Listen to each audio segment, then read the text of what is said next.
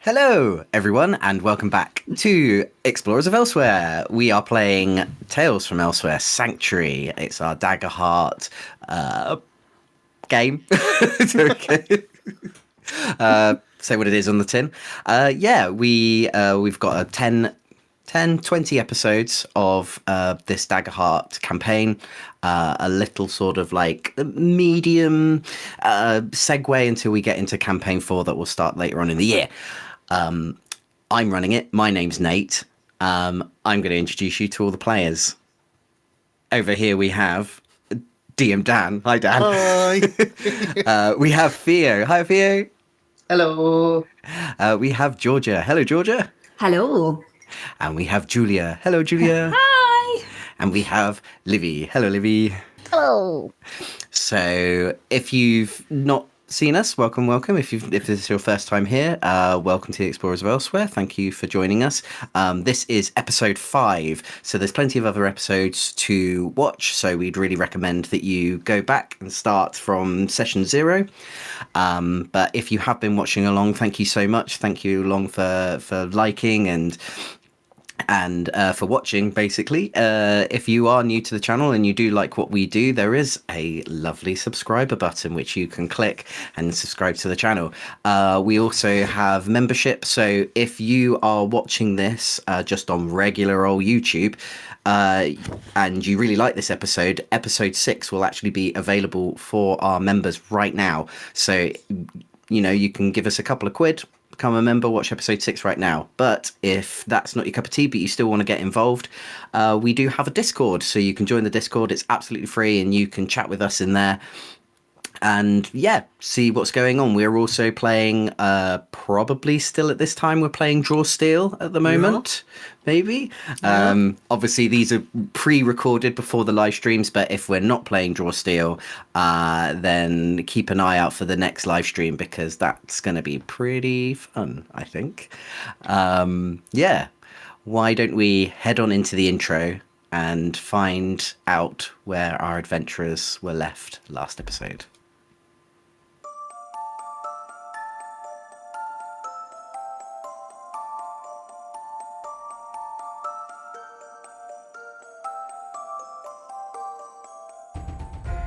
Hello, I'm Julia, and I play Lucretia, a Lorivar wizard. Hi, my name is Theo, and I'll be playing Pally, a Wolfkin Seraph. Hi, I'm Georgia, and I'll be playing Virgil, a Sangravar ranger. Hi, my name is DM Dan, and I'm playing Mirden, a Wolfkin Guardian Druid. Hi, I'm Livy, and I'll be playing Bo, the Dragon Scent Warrior. And my name is Nate, and I'll be the GM for this adventure.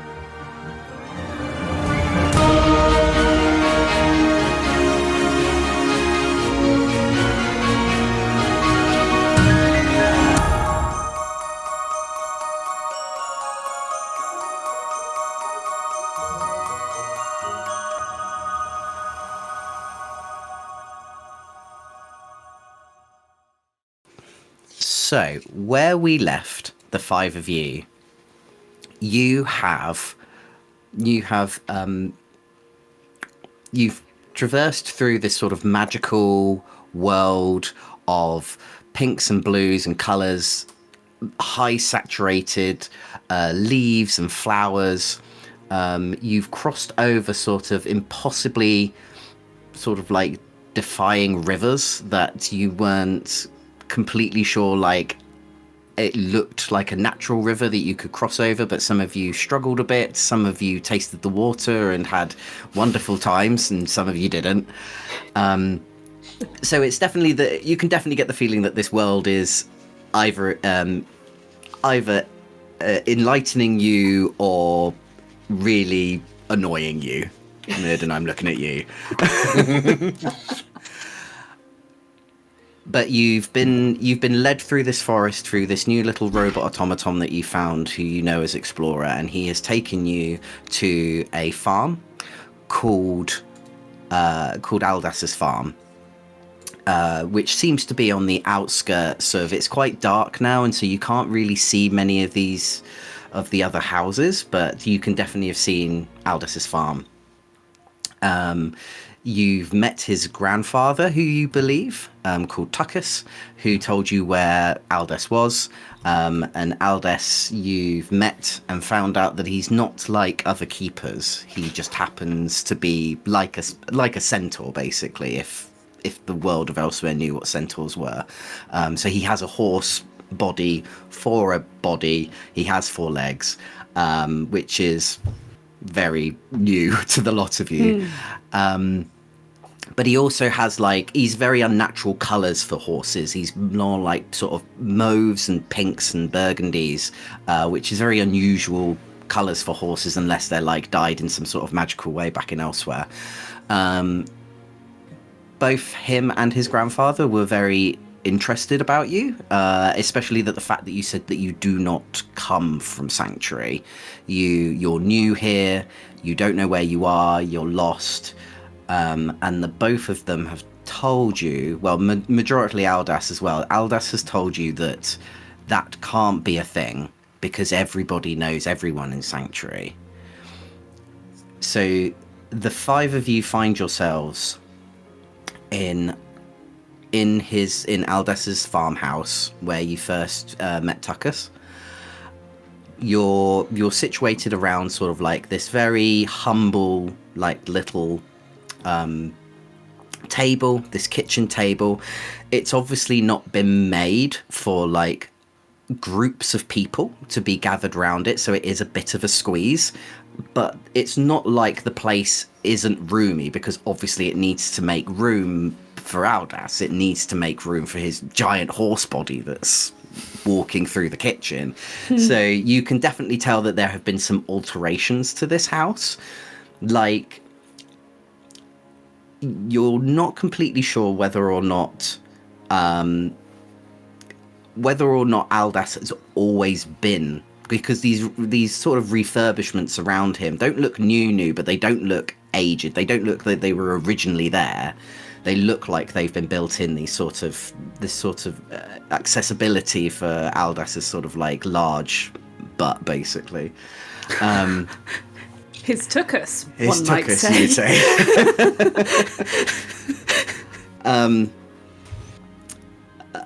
Tuckus has been good to his word, and he's put the kettle on, and he's made you all sort of this kind of brightly sparkling kind of orange juice that he says is tea. But it looks hot, it looks inviting, it smells great, and he pops down a teapot in the middle of the table, and he gets out as many cups as he can, but it's obvious that they're not used to this many guests. So he kind of just he gets as many cups down as he can, but then he kind of gets some bowls and a saucer, because he doesn't really have that many receptacles to put that much amount of tea in there. And he's being the good guest. He's kind of feeling the cups, because you kind of surmise that he's blind, or at least hard of sight. And he's sort of feeling the cups, and he's like, "Oh yeah, that's a good one." And he puts it to the side, and he feels no, that's a bowl. And he sort of puts it closer to him, as if he's going to drink out of the bowl, and obviously give you the nice crockery. And Aldous is sort of sitting there at this kitchen. He's kind of he's not sitting on a chair per se. He's sort of he's got his sort of back end on a chair, and then is sort of sitting with his front legs on the floor. And when the dog gets off the sofa and they're just kind of half on, half off. Half on, half off. And this chair has been made for him. And Aldous is just sort of looking, a lot of you have been quite quiet, as you've all just been kind of just been hearing Tucker sort of mutter away, just kind of getting all the crockery out and everything. And he's also got out some biscuits, and he's sort of put them down. And Aldous is sort of just, he's looking at the lot of you, and you can tell he's just sort of thinking, like he's really confused about this whole situation. As we're inside the cottage now, Yeah. is it as if it was built for keepers in mind? Is everything quite large? Yeah, everything's quite large, so it definitely looks like it was built for keepers in mind. Yeah. Okay. Yeah. Interesting. We all kind of sit around the table. Yeah. I assume. Yeah.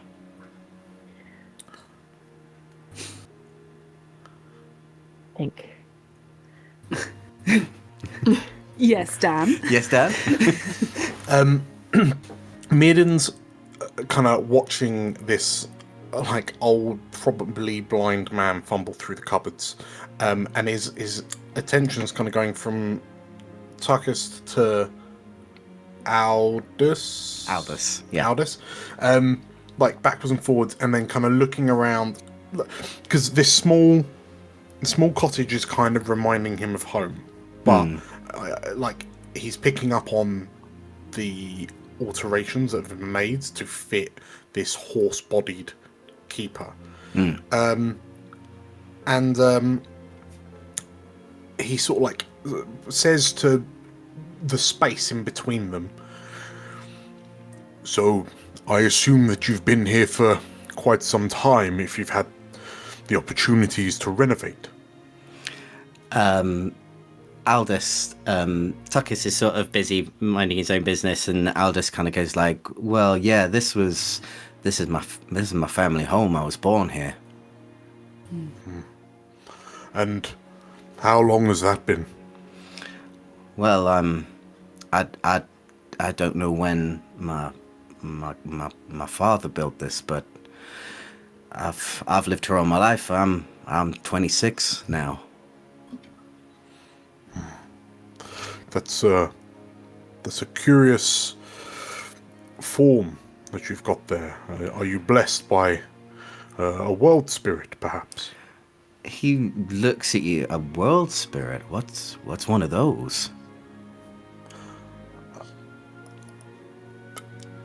Mirden goes to say something, and like his mouth just kind of open a little bit, and then he sort of like side glances the other four of us. Perhaps you know them by a different name. Well, primal entities.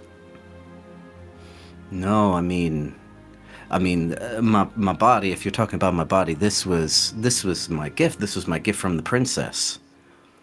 Yes, you have mentioned the princess before. Is she? Who is that exactly? Well, she. As far as I'm aware, like I'm really sorry. All I know from what I've been told by, people before, Elsewhere was ruptured, like the old Elsewhere. The princess built Sanctuary. She made Sanctuary, and she saved the people who live here. And how long ago was that, according to the histories of this place? Well, as I said, I think that was about, I don't know, 30 years ago or so. Interesting. And she starts making notes. As you make notes, Lucretia, more you probably, but the rest of you would know as well, like, the word sort of like princess is not common in Elsewhere, even before the eschaton, even before the war. Like that, like probably once upon a time there were kings, queens, princes, princesses, that sort of very monarch sort of like talk that we know as royalty. But nowadays, even before the war, that is more relegated to like fairy tales. Like you more know about, there's people in high houses. They're the ace of our high houses, which are probably the closest linked to any sort of like royal family in a way. So the fact that he's saying this was my gift from the princess almost seems quite childlike to you. And this princess, so as far as you know, she she predates this new elsewhere. She's the creator. Do you see her often? Is she one with the people? Oh, yeah, we see her. She'll come down. She'll come down from the castle, and she'll bless us with the world that we have, like the land that we have now.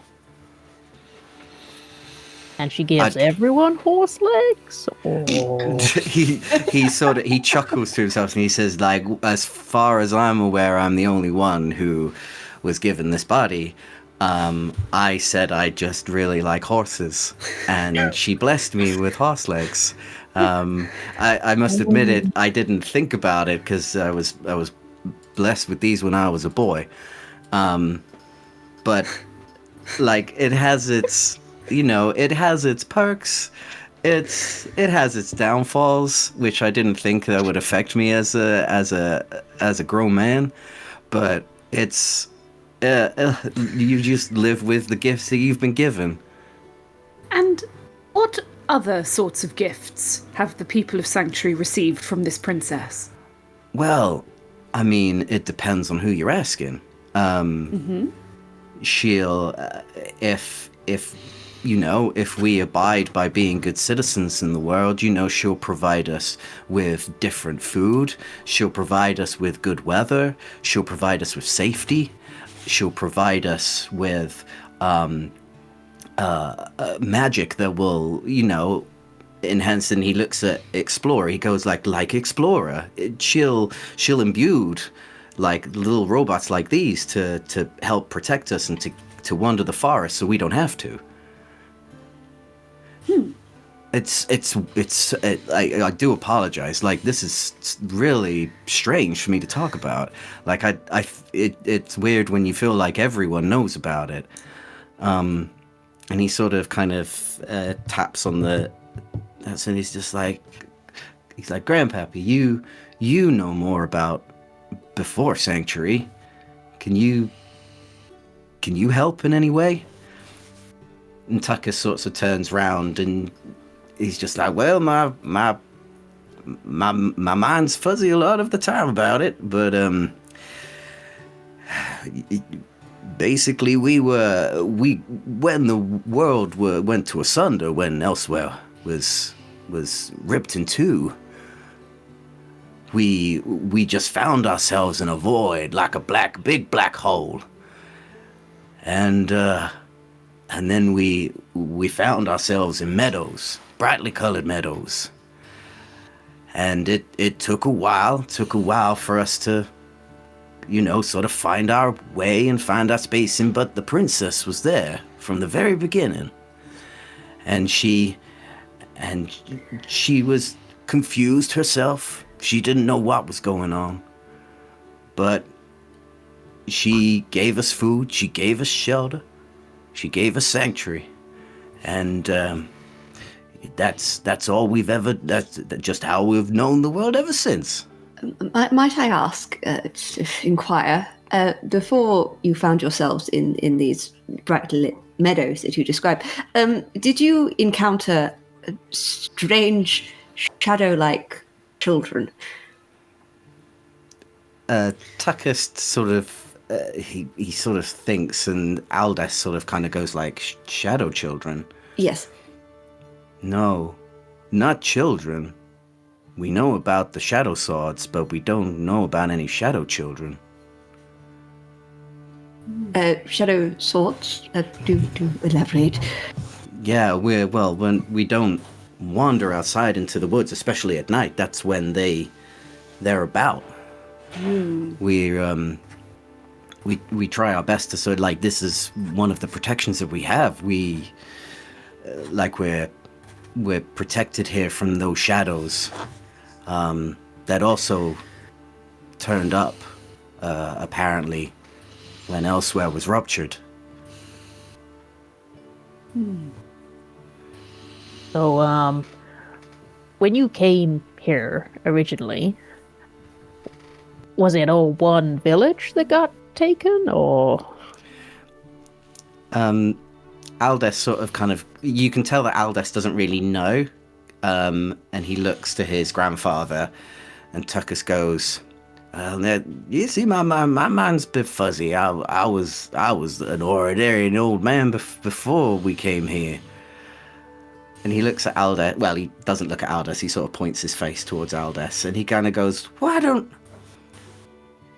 you go take them to see Kelvin? Go and take him to see the sheriff.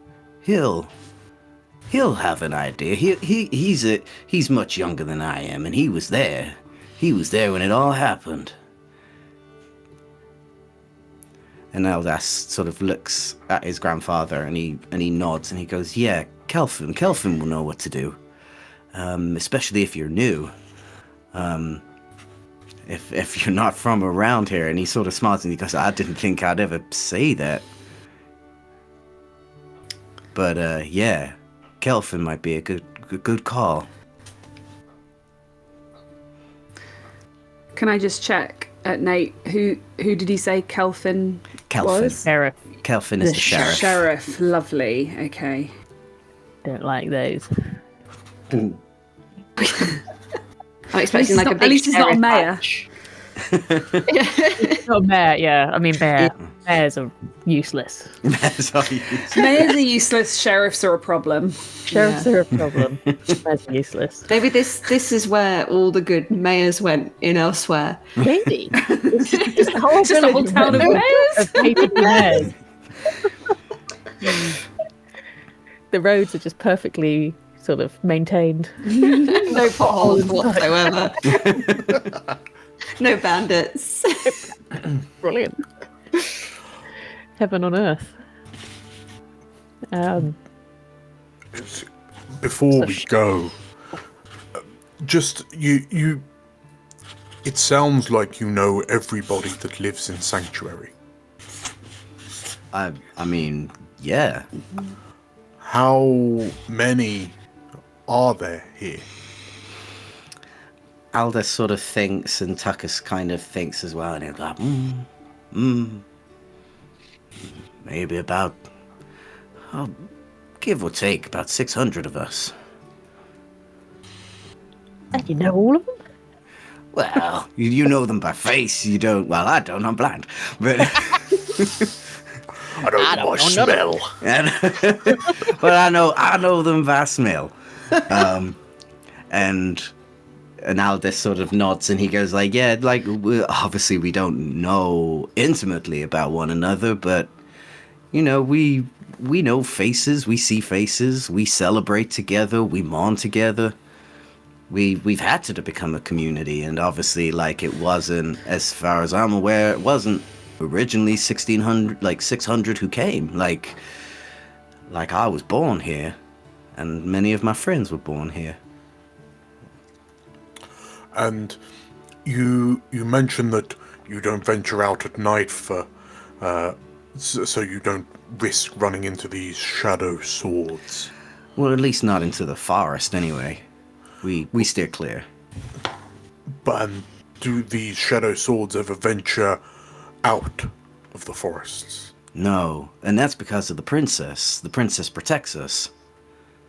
I see. How old's this princess? She young? She's young. Is she single? She like Aldous sort of kind of goes a little bit like, you don't know why, but he sort of just scrunches up his face a bit and kind of goes, "No, maybe not. She might be too young for that." Wait, how old is she? Well, she's immortal, but she looks only just like a young girl.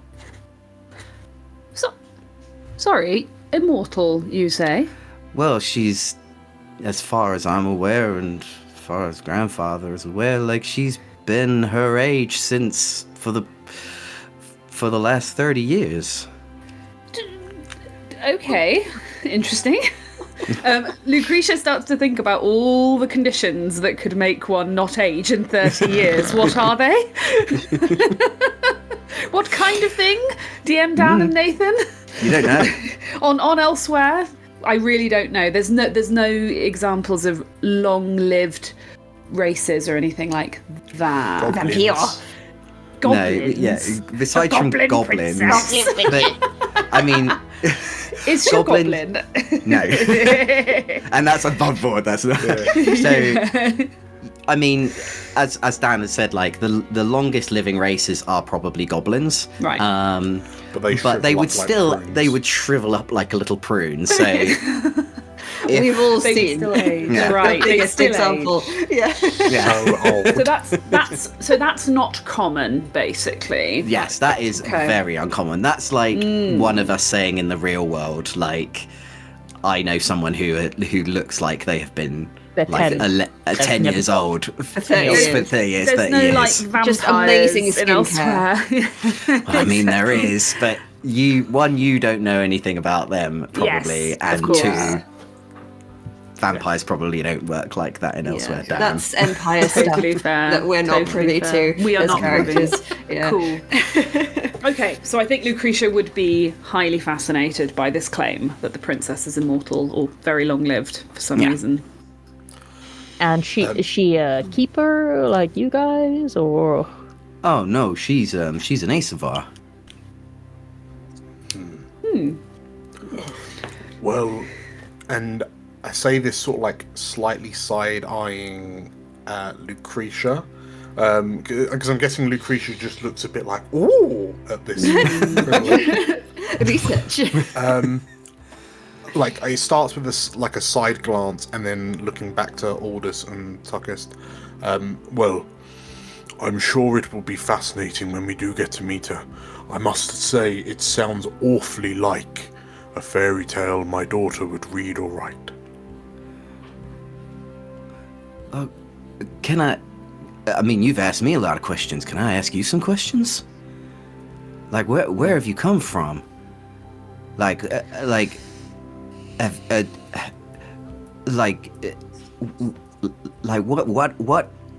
Where have you? Who are you? That probably should have been my first question, but you can understand I've been a little bit bamboozled. That's okay, friends. We can share. And I think Pally will very honestly explain that we are who we are. We're like very basically where we've come from. That we were in Faustrum, which was a village. We were helping out there, like painting this picture of we are good, supportive people. That we were. So then, these two don't think we're like trying to scam them or anything in this moment, just so he can see like that we're I don't know, we're not trying to pull the wool over his eyes, trying to give as much information as possible, so he feels like he's getting as much as we're giving back, and I think Pally has the charisma to do that in a very like That soft and wide-eyed puppy look of a kind- man who cannot tell a kind lie. Yeah. I mean, he is also younger than Aldous, so he will probably come across well. I think not too much younger, but young enough. Yeah. We were helping this place called Faustrum. There were some issues going on, and then we found these. We think they must be the same thing, the shadow swords, and we also found a black void and ended up here. So I don't know how we're here, but any questions you have about where we're from, we can happily answer as much as we can. So it sounds like you're like from, I mean, I don't know the word for it, but some other like world. You're from some other world. I mean, we would consider it elsewhere. That's what I know. It sounds weird from what you've told us, but we are from elsewhere. We are explorers in elsewhere. I think we are just as confused as you are about the whole thing. So you don't have explorer robots. You take on the job of explorer robots. Fashion, I guess. We Some of we us. help people. We explore. Myself and Lucretia and Mirrodin. That's kind of our role back home. Aldous, in case it helps sorry. you to... Sorry, Bo. Sorry, Bo, you go ahead. No, it's just it's like all these guys are explorers, not Bo. Excuse me. Well, I mean, in what the part loosest is he terms. wrong? Is he wrong? There are explorers, and Bo is also occasionally there, Bo is also here. following his own agenda. I think in character, if that happened, I think Paddy goes completely like red with like embarrassment. Of course, Bo, of course. Like makes a big show of it. Like sorry, but yes, we do help. And Yes. Lucretia pipes up. Aldous, it might help to think of elsewhere a little bit like a plate which got dropped and smashed on the floor. Some of the pieces landed very close together and were stayed together and could be rejoined, but then some of the pieces flew to far corners of the kitchen. Now some of them have come back already, but it sounds as if Sanctuary was a piece that got perhaps lost under the sideboard. Aldous he really thinks on this analogy that you've given him, and he's like, wow. Well, I'll be honest, you blew my mind. Oh, I'm sorry. No, it's just the fact that there's more than Sanctuary. That wow. Maybe we should go and see Kelvin. He'll be able to give you more information. He was there. And I think also it would be good that you just meet him anyway. Like he'll know what to do. He'll know what to, because I'm be honest, I wouldn't be surprised if 5 strangers turn up. That's going to cause quite a stir in Sanctuary. We've not had outsiders for ever. And I don't want to get you seem all like nice folk, and I don't want to get you in trouble or anything. We really appreciate that. We'd love to talk to Kelvin and see what we can do. Let's if you're finished, if you're warmed up and you've finished your tea, we can head on out now if you want. By the way, in character, what's the tea like?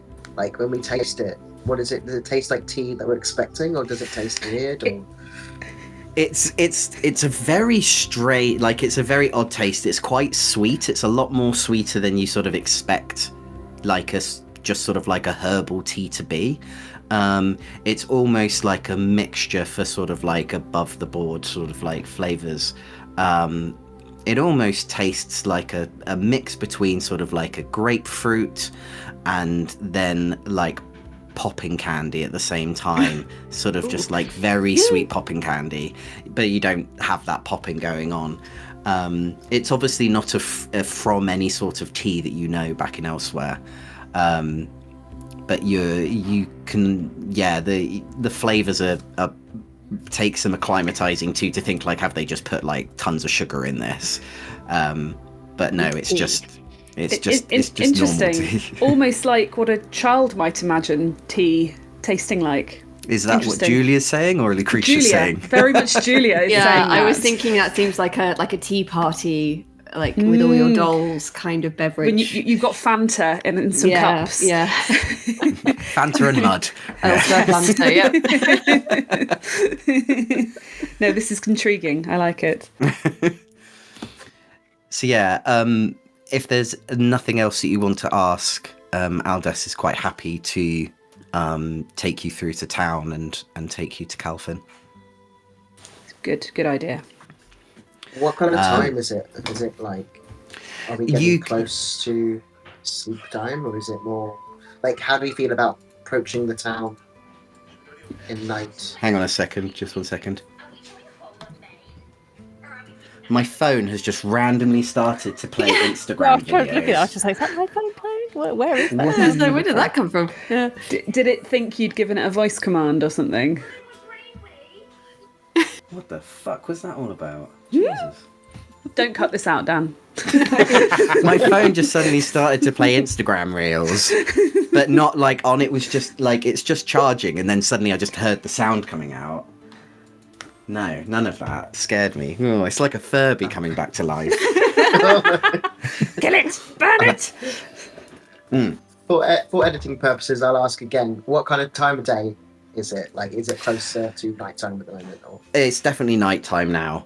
You've probably been here. You've probably been chatting with Aldous and Tuckus for about an hour and a half, and just having some tea and just sort of resting up from your relatively longish walk.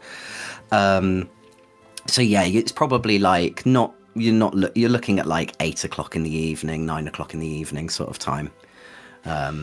And he kind of says, well, we'll see if he's still in the office. You still see if he's there.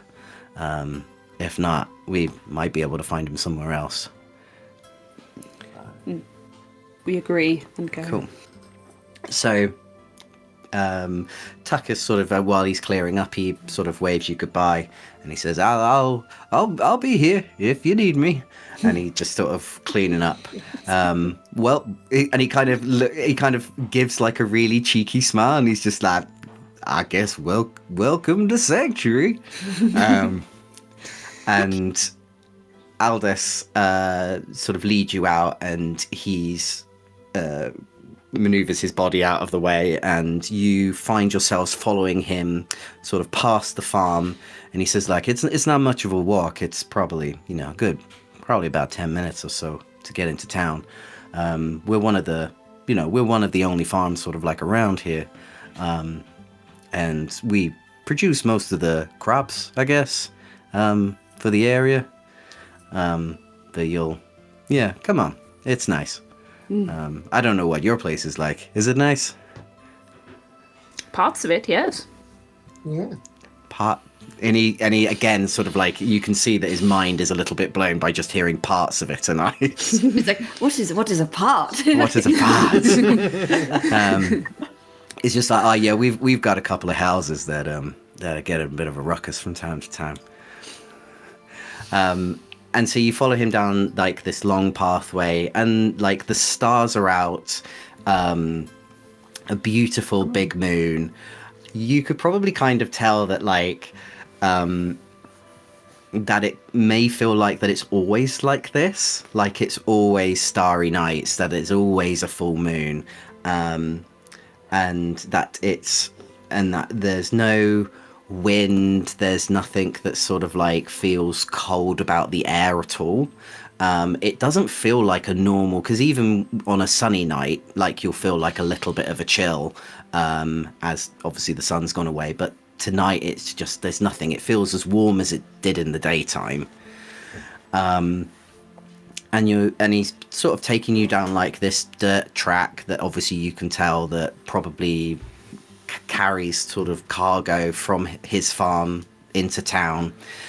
And it doesn't take very long for you to see a bunch of houses sort of appear over the horizon. Very humbly made houses of different sizes, but nothing like too grandeur, nothing like massively big or anything. It seems like a couple of houses, a few shops, and this spans into the town, which you can only gauge as Sanctuary, basically. And it doesn't, like, you don't see much difference from what, like, a simple town near Avamore would look like, besides from the fact that probably some of the tiles are, like, unnaturally coloured, like, they're green and the building is blue, or there's pictures sort of, like, up on the walls. So while it looks... It's a weird mishmash of like very childish sort of ideas of what a house looks like, but then an adult has taken that and actually made it into a proper house. And Aldous sort of guides you through, and you can feel him starting to get quite nervous, because there's still sort of people out and about, and it's very quaint. Like, there's probably some of you are more used to more like the rougher side of towns, especially probably you, Bo. You're probably more used to seeing people having fights in alleyways and people being drunk, and but none of that seems to be happening. It's very quaint. People are just sort of like closing up shop. They're taking an evening walk. But you can definitely tell that people sort of wave to Aldous. They sort of say good evening to him. But then they look at the rest of you, and probably one person that they're looking more at is Bo. Like they're Bo more usually than what you expect from people. You know, you're a small dragon sense. That's fairly uncommon anyway. But people are looking at you as if like they've seen ghosts, or they've seen just the weirdest thing ever. And they do sort of like quickly, they don't quite know what to do with themselves, and they just quickly keep on moving forward as if to question themselves that they've seen something weird.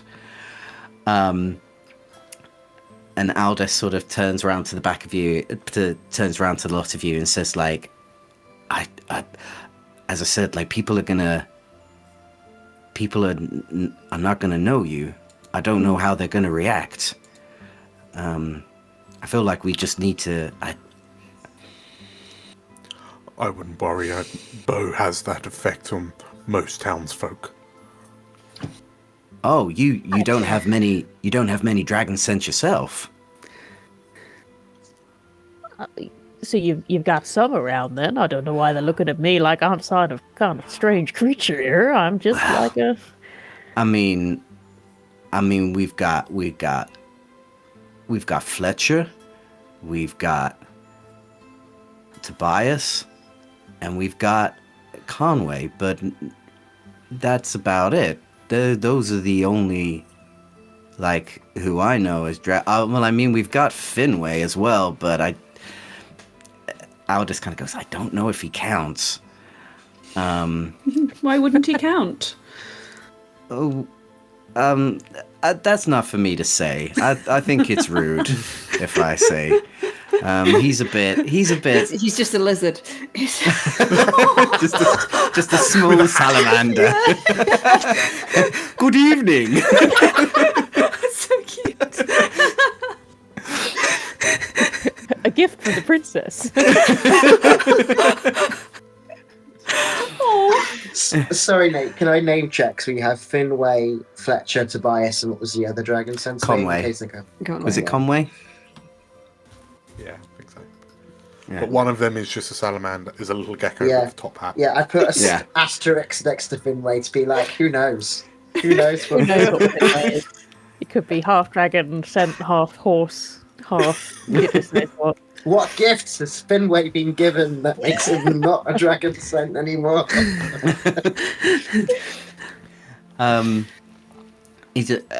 Aldous sort of kind of goes, that's not for me to say. I'm sorry. He's a little bit shy about it, and like you might meet him. I don't know. But yeah, let's talk to Calvin first. He'll be able to give us more information. And so he takes you to this building, this very sort of like humble looking little building that you can only surmise is probably the sheriff's office. And he knocks on the door, and he is kind of going like, Kelvin, Sheriff Kelvin, are you in? And the you hear a voice just kind of going, oh, let yourself in, it's quite all right. And Aldous sort of walks in, trying to. Obviously, you can see that none of the other buildings have been made for like his giant body, so he really has to sort of like, kind of tuck in. But he mostly sort of just like peers his head round the door because you can tell that this sheriff's office hasn't been made for him. And he's just like, "Oh, I'm really sorry to intrude. It's just I was looking for Kelvin. Is he around? Who does anyone else look round the door?" I think we all do. We all do. Top under the horse legs. Rather two weeks and shots by the time As the five of you sort of peer your head round to hopefully sort of meet this Kelvin, you notice that actually standing in there in this building is like another automaton, but it doesn't look like Explorer. It looks like a humanoid automaton. It's got almost what we would know as like a big bobby hat, like a police officer bobby hat. It's got this huge moustache. It's got sort of no eyes. It's almost like what we would know as like a visor sort of like around its eyes. But it looks, it's got like a big nose and a proper sort of almost like old school bobby sort of outfit as we would know sort of like in the real world, sort of like a bobby outfit. But what jostles you the most is the fact that he has no legs and he's just sort of kind of rolling on this big golden sphere, on this big brass sphere that sort of keeps him up. Not like a weeble, a little bit like a weeble, but not like a weeble. Is he a police weeble? His name is Police Officer Weeble. No. Hello. So he's not doing that like a weeble. He's like the sphere, this ball, this brass ball that he's sort of like spinning on, is obviously the thing that sort of is doing his trajectory and his movement around. So this ball is just almost like two separate entities, and he's sort of skimming around the office, and he's just like, oh, Aldous, very nice to see you, son. Oh, are you keeping well? Are you keeping good? Have you got any problems? Is there any wrongdoings going on in this town? Not on my watch, not while I'm here. And Aldous he just kind of goes like, no, officer, no. It's I was just looking for Calvin. I'm hoping that he can help us with something. And he hasn't given him a name. He's just named him. He's just said officer. Officer has sort of kind of turned round after his busybodying sort of like around this building, and he looks at the five of you and he goes, Have you five got anything to report? I don't know your names. Can you state your names for me, please? Name. Yes, can you state your names for me? I don't think you have any right to know my name. I'm not. I plead the fifth. His name's Beauregard. My name's Lucretia Valthorn, and not to be rude, but what are you? I'm officer. I'm here to protect the peace, and report on any wrongdoings. Though obviously Sanctuary is a safety of delicate safety. So very rarely does anything like that happen. But you already know that. And it's probably due to good citizens like you reporting any wrongdoings. I mean, the other day, some children nicked over a fence. Oh, it was a terrible, terrible show. Yes, villains, those young people. And she sort of gestures for the others to introduce Is there any themselves. notable... Does he have weapons on him? Does he look like... No. He is a weapon. Yeah. He is the I weapon. was going to say, do they even have like... If I'm looking around the office, is this just the reception part? This is the whole office. It's- There's no like jail bars or anything like that, which is really weird for you, Bo. You've had a couple of times. So it looks like it's the reception area and the holding cells, but there are no holding cells whatsoever. Yeah, and no like locks, no doors. And no doors. Like it literally looks, you're looking around kind of going like, where do they keep them? Where do they keep the criminals if it's not here? No crime in Sanctuary. Interesting. And we don't really have. We've seen automatons, but we not like this. Not like this. Not like this. Yeah. Interesting. Aldous sort of goes, well, I'm guessing he's done for the day. Can you do you know where he'll be?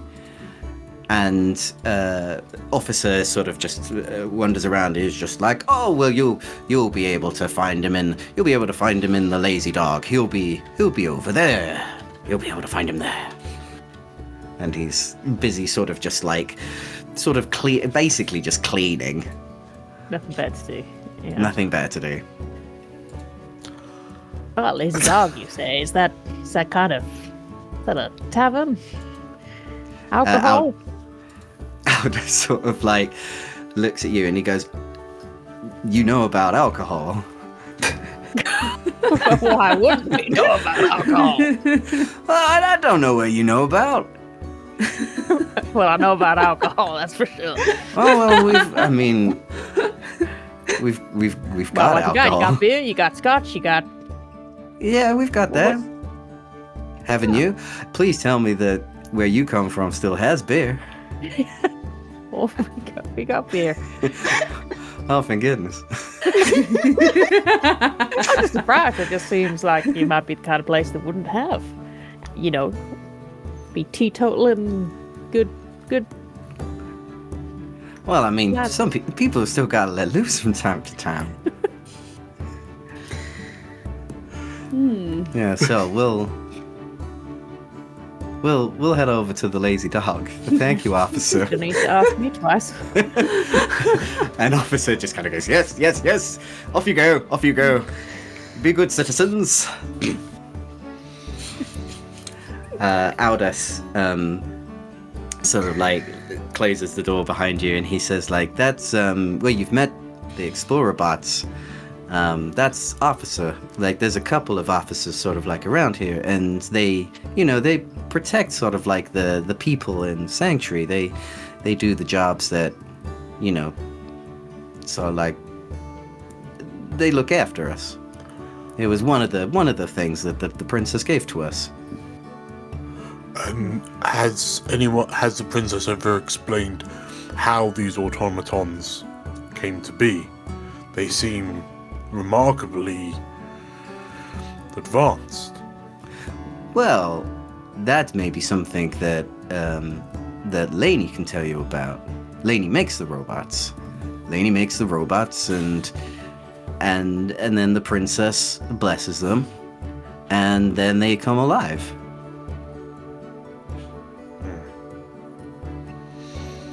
And is Lainey also a 10-year-old girl?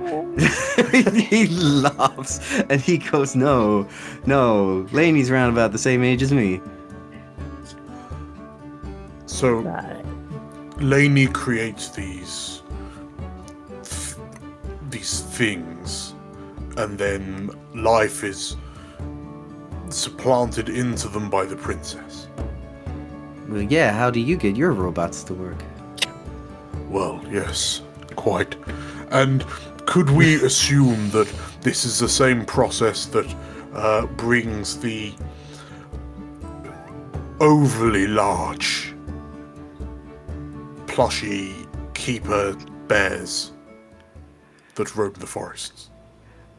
Aldous, as you mention this, Aldous looks at you like the sort of the joyful sort of not joyful, but the kind of like happy nervousness that he's had around you for the time being sort of like shoots down, and he kind of, you can see that that's something that he does not want to talk about, and he's like, let's get you to Kelvin.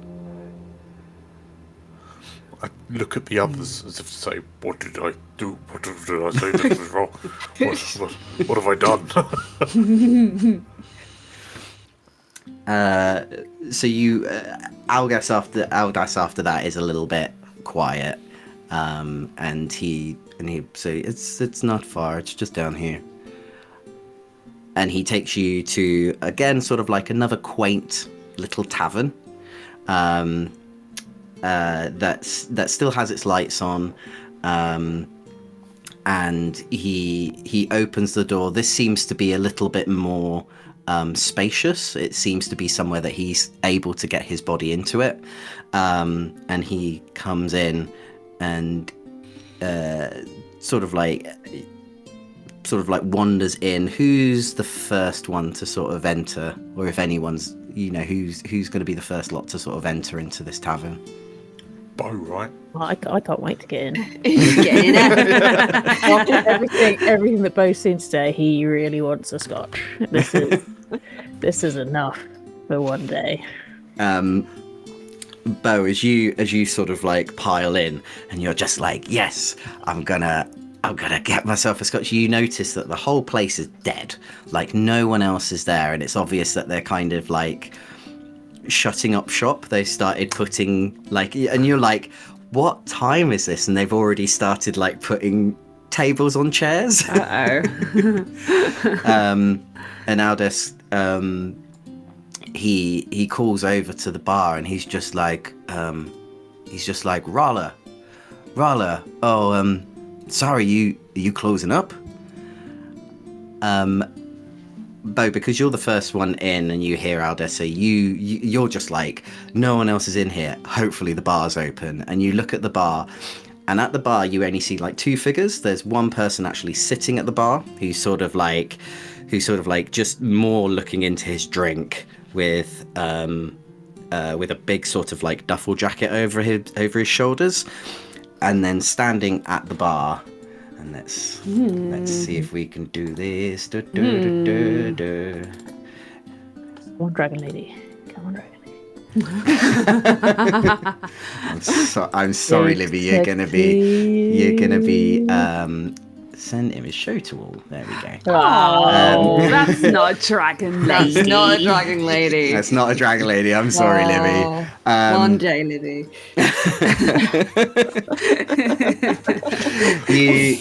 You just see this sort of like fairly stocky, balded, bearded goblin. He looks like a dwarf, but you don't know what dwarfs are. I don't know what dwarf is. What's a dwarf? What's a dwarf?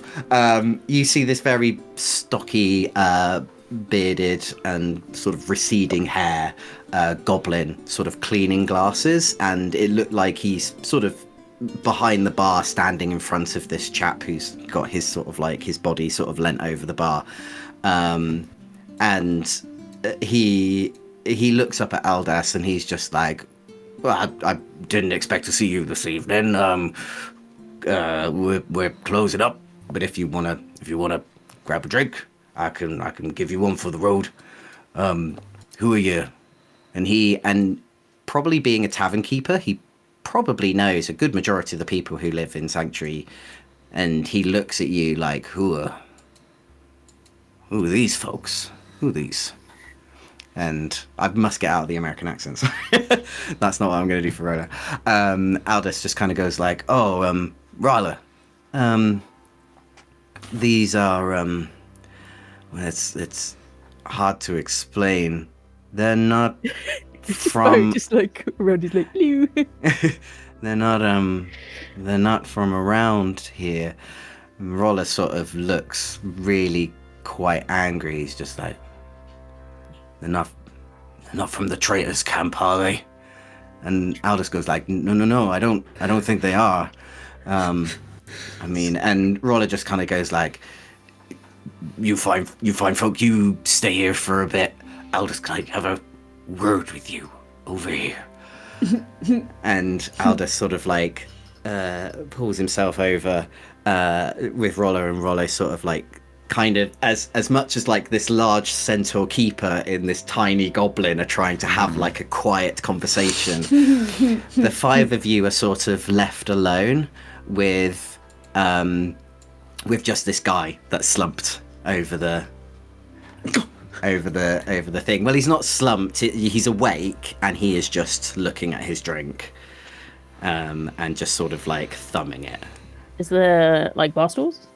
There's bar stools, yeah. Oh, well, just hop up on a bar stool next to him. It's like service around here is rubbish, isn't it? When did you turn to wave? It's bloody rubbish. Got none and no one. And I can't talk, I'm mixing accents. The world is a plate. Lucretia said so, it's flat. What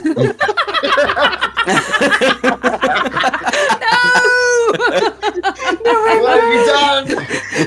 What have I done? No, but yeah, I'll just sit up and just kind of like waiting for the guy to come back. He's just like, come on. What are the rest of you doing? What, Virgil, what are you doing at the moment? I think he'll look with concern over his shoulder where the two have just left us. I believe we might have gotten the young man in trouble. What's this about a traitor's camp? Yes, he didn't mention that. Oh, it sounds to me like I've got Bristolian accent. Bugger off. It's stuck. The wind's changed. The winds have changed. Yeah. Cowboy. Benoit Blanc. Benoit Blanc. You need a touchstone that you can just say and switch to the... Bristolian stuck in. I do declare. I said.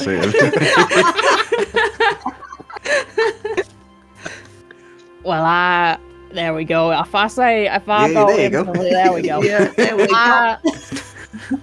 It seems to me like it's a camp full of traitors. Yes, well observed. And the chap who's sort of like there looking at his drink, and he's just like, you could hear him just sort of go and look up at you, Bo, and go like, everyone knows about the traitors camp. What are you?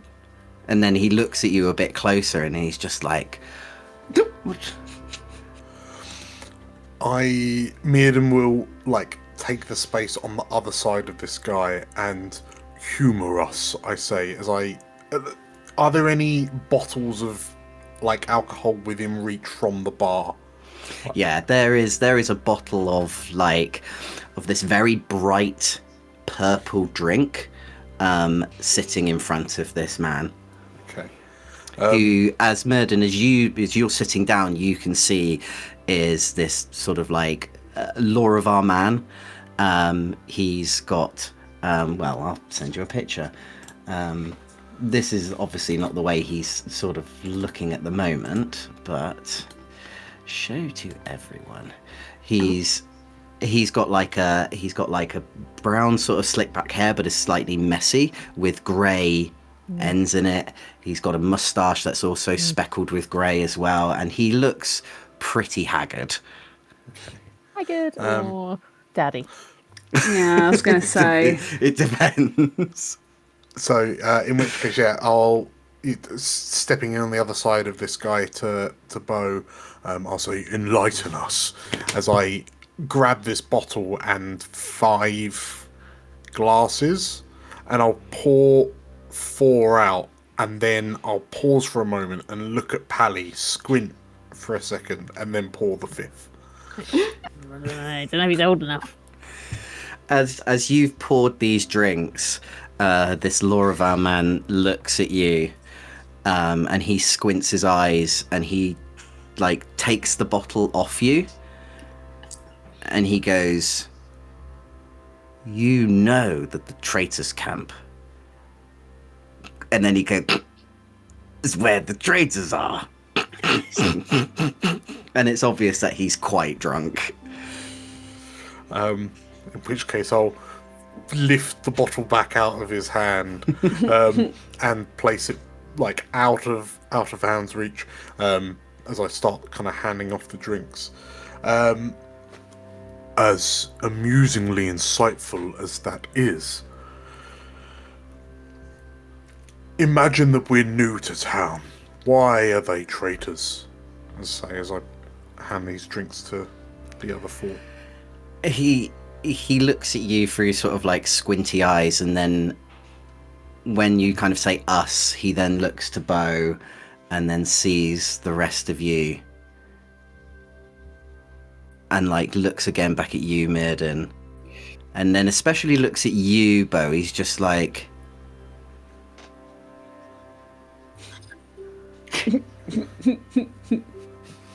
who are you lot?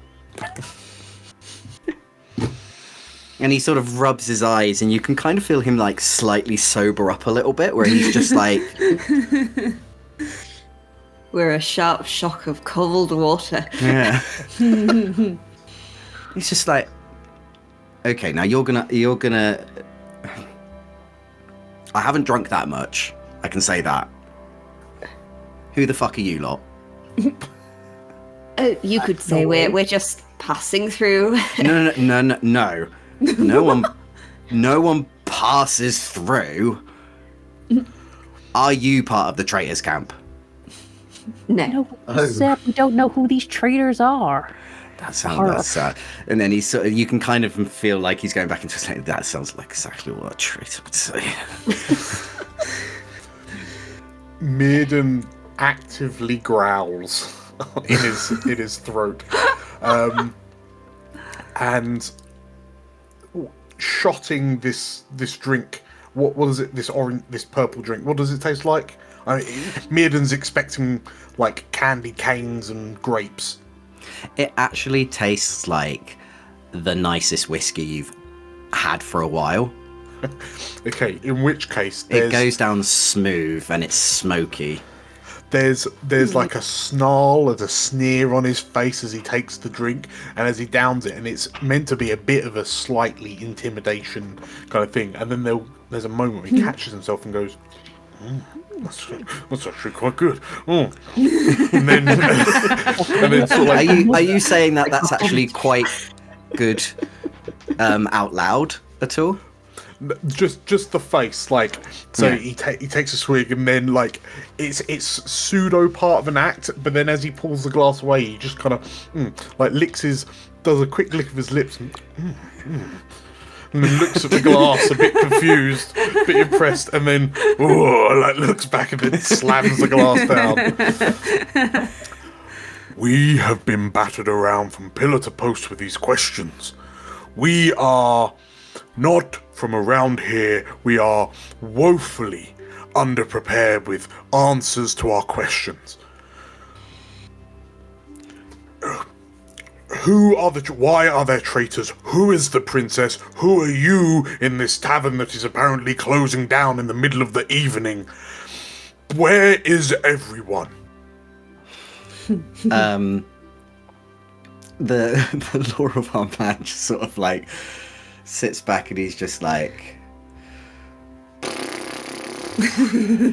that's a lot of questions, my good man. Well, and you notice that like as this man is just about to start speaking, the goblin who you know as Rollo has come up and he's just like it's all right, Kelvin, it's all right, you know, calm down. This is right? Kelvin. You're the sheriff. Kelvin sort of just like, what? It's just like, what gave it away? Right, Billy Butcher.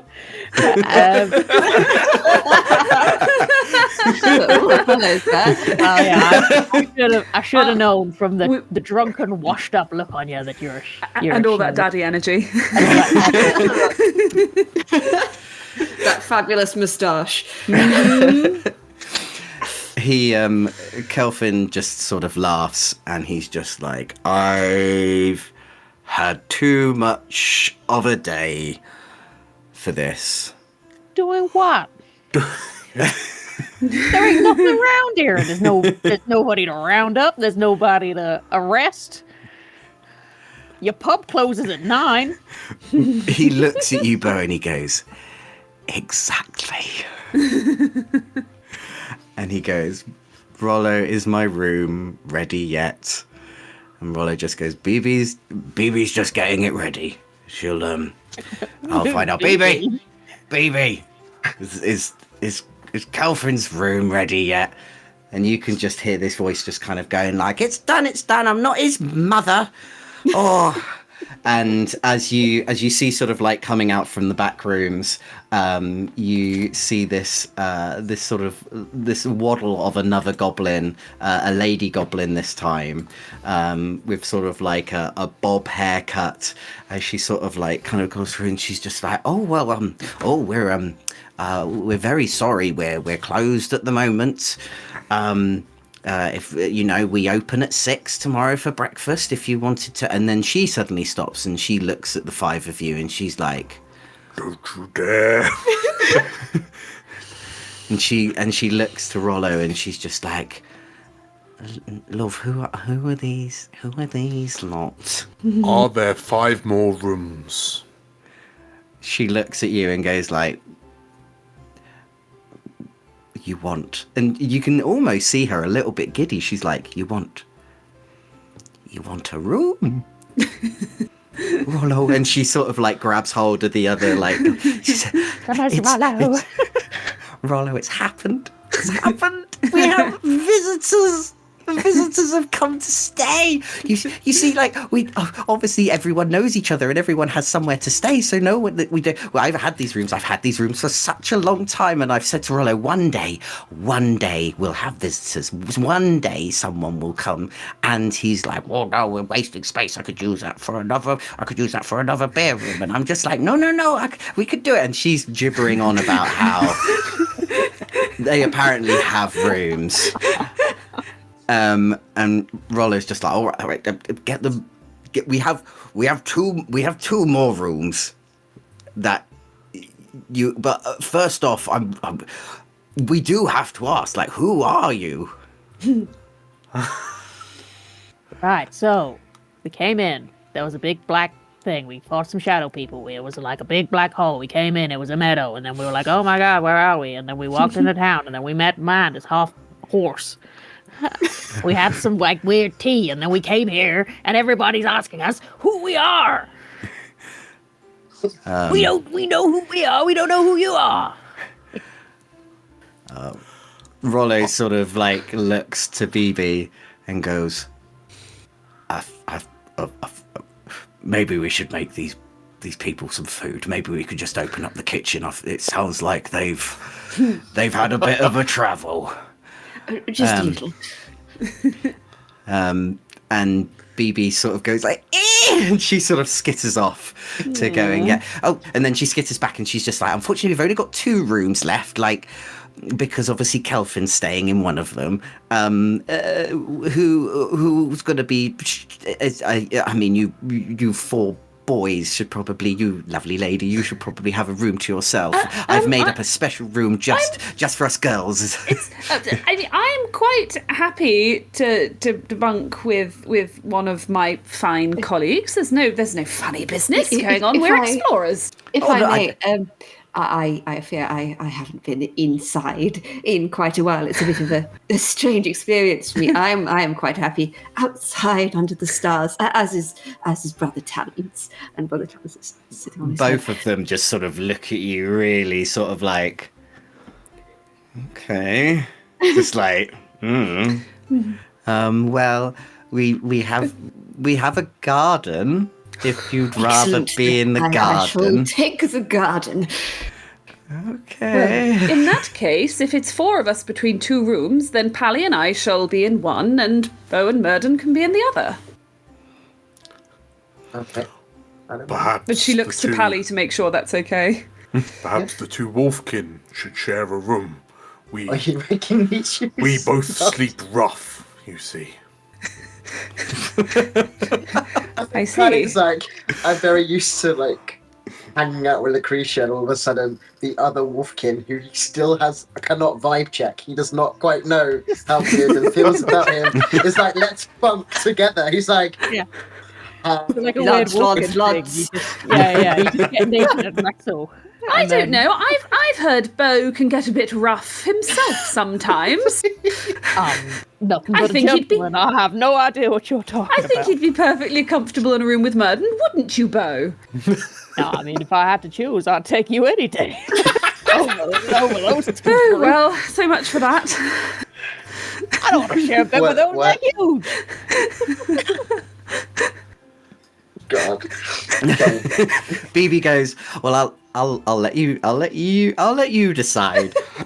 I'll go and make sure. I mean, they're already prepared. I've been waiting for this day for quite a while, but I'll go and get them, make sure that they're extra prepared." And she sort of goes off, and Rollo kind of sort of shows you to, like, you want to sit here, or you can have a table. I can get one of the tables prepared. if you want. Wonderful. Lovely. Thank you. Is there a table near a fireplace?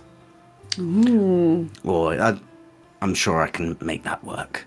And he Is goes, there a fireplace? There is a fireplace. Okay. In which case, if the table is not by the fireplace, Mirden, through no ceremony, will drag a table noisily across so it's near the thing, and let's get something in chat. Yeah, boom.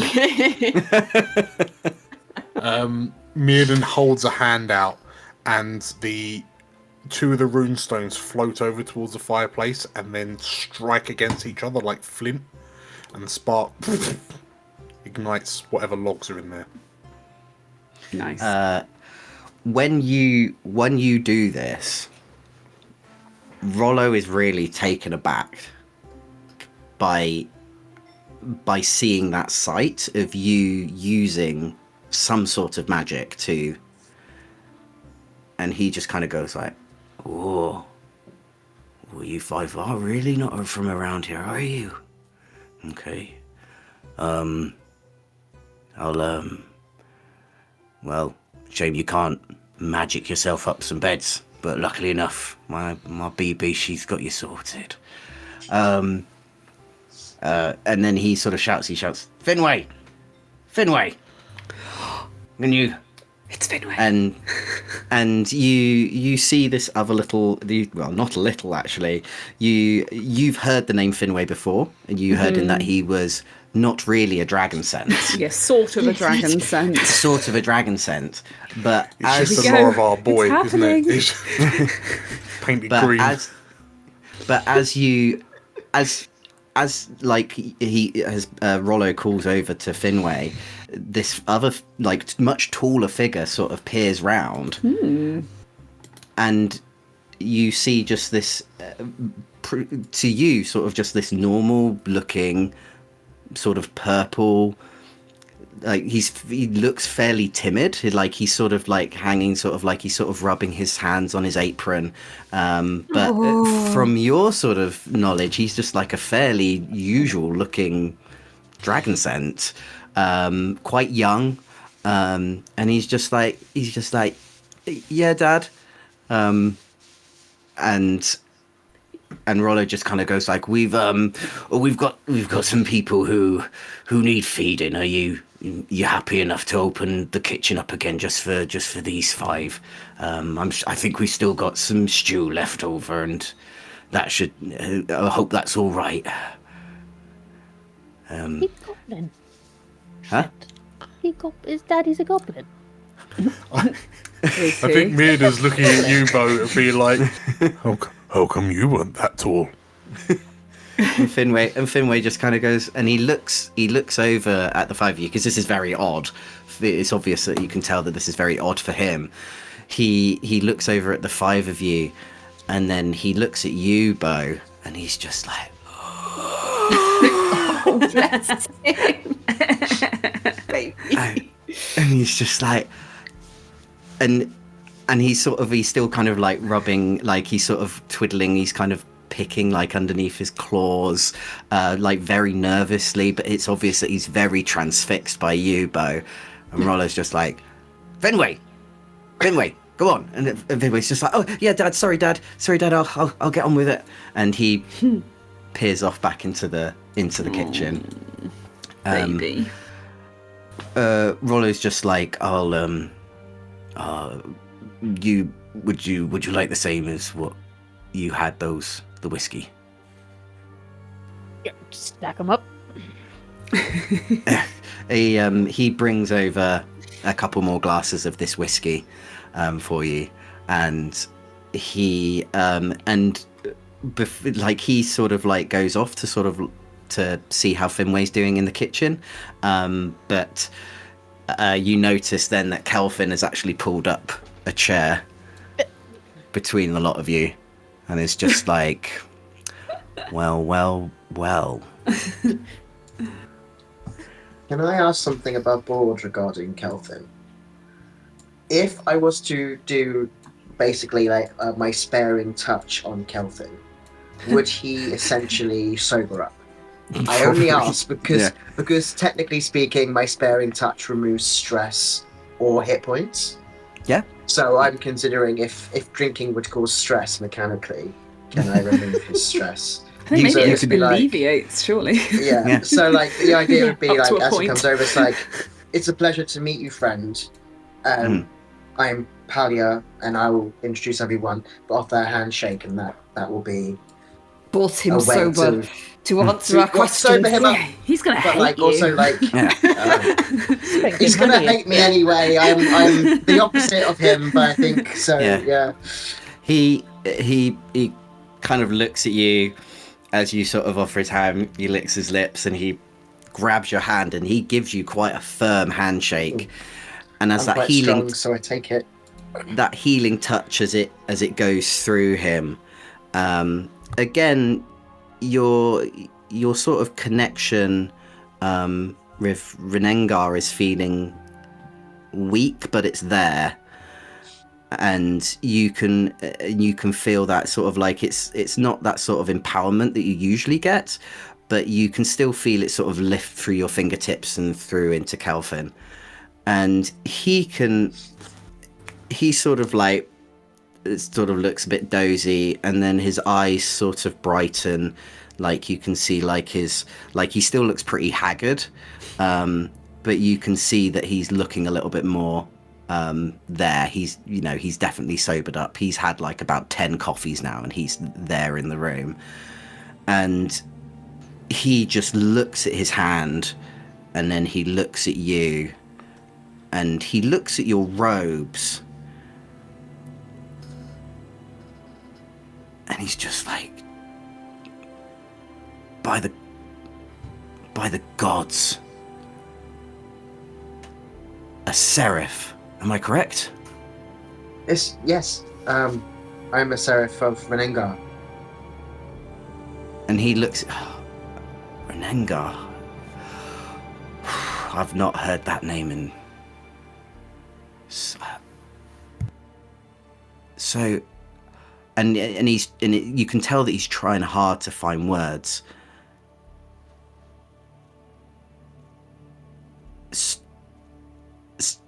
And he looks at all of you, and like, I don't think there's anyone else besides from Palia who's probably wearing sort of like regalia of any of the dragons. But he noticed that he just kind of looks at each of you, and you can tell that he's sort of scanning for those like elements. And he just kind of goes like, wow, yeah, you lot are really not from around here. And he,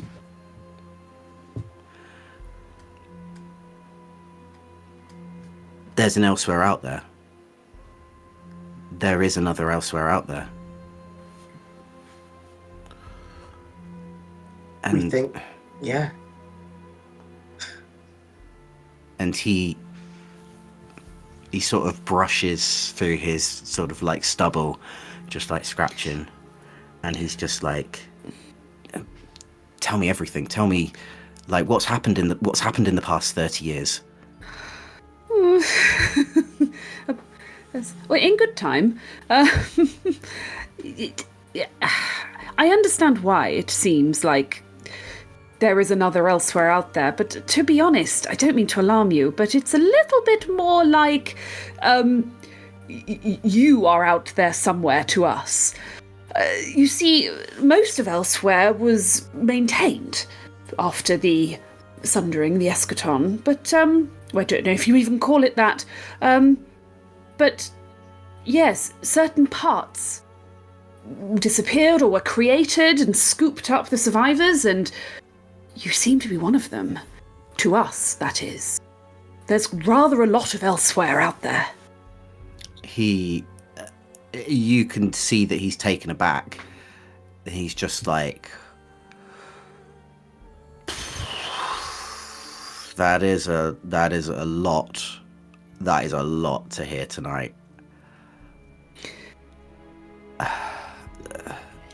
I mean, is there a way back? Have you?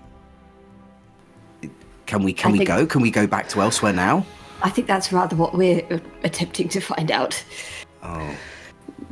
To be honest, we've only just arrived. We're still grappling to understand the route by which we even got here. We didn't know you existed before now. But you're quite right. Figuring out if there's a way back is a priority. He sits there and he sort of folds his arms and he's like, yeah. As much as I don't want to do it, I think this may be a situation for the princess. We may have to talk to Princess Rejoice. Well, why would you not wish to speak to the princess? Our friend Aldous told us that she is available and meets with her people quite regularly. Aldous is young. He was born here in Sanctuary. He knows nothing else. He doesn't know the war.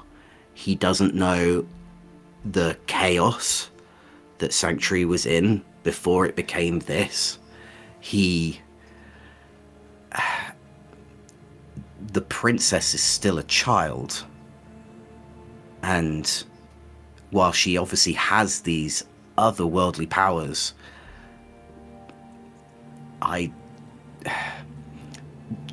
there's something that has just not sat right with me for a while. And I know this because I used to be her head guard.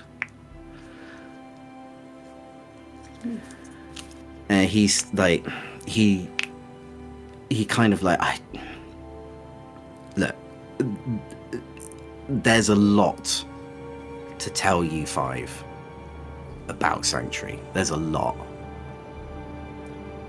And I've obviously got questions. Maybe we can meet up tomorrow and we can hash this out. And you can see that he is sober now, and he's really trying to think about this. He's just like, we can't. How many people have seen you? Aldous, his grandfather, and maybe a few people passing by, and people here. But not many people in that regard. This is a small place. It's going to travel quick then. News of you are going to get around, especially you, and he points to you, Bo. Dragon scent. Wow. Dragon scent are not like normal around here. Like, we have 3 who came here like I came here when the Sundering happened, like when Elsewhere was being torn apart. Like, we were just happened to be all in the same place when we got put here. And like since then, like we've had children. I've had children. We've made families. We've developed lives. But no one's had a dragon scent since Sanctuary's been here. But Finley is the 4th. Finway. Finway is the 4th. Finway is one of the gifted children. He wasn't always a dragon scent. He wanted to become a dragon scent, and the princess gifted it to him. He was a goblin just like his dad and his mum.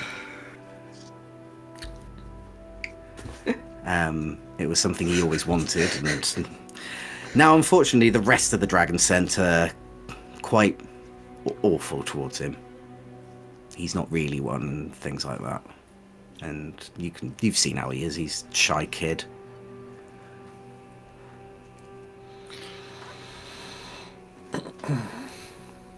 Anyway, people should be allowed to who they want to be. So he's dragon sent. He's dragon sent. That's it. And if Pally looks quite like there's a sudden like shift. He sits very like calmly. Says he's a dragon sent. Let's get to the dragon sent. He's a dragon sent. What's the issue?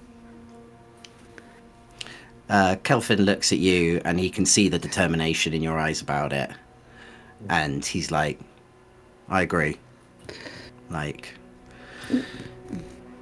Pally, it's not about who Finway is deep down, of course. Of course he's a dragon sent. But these are powerful magics we're talking about. It is powerful magic indeed. I'd like to ask the princess about that. Well, you'll have people to get through her before you can get to her. Obviously with such great power, but in such a young girl. Obviously she has a court that looks after her. But a sword in the hand of a 10-year-old child is still a sword, no matter what supervision she's given. We have a lot to thank the princess for. She's kept us safe. She's made this place. Like, before we knew she had those powers, we were just in a void. A black void, a black endless nothingness of despair. But I don't fully trust her. I do not trust her courts, and that's why I left. And that's a story for another time.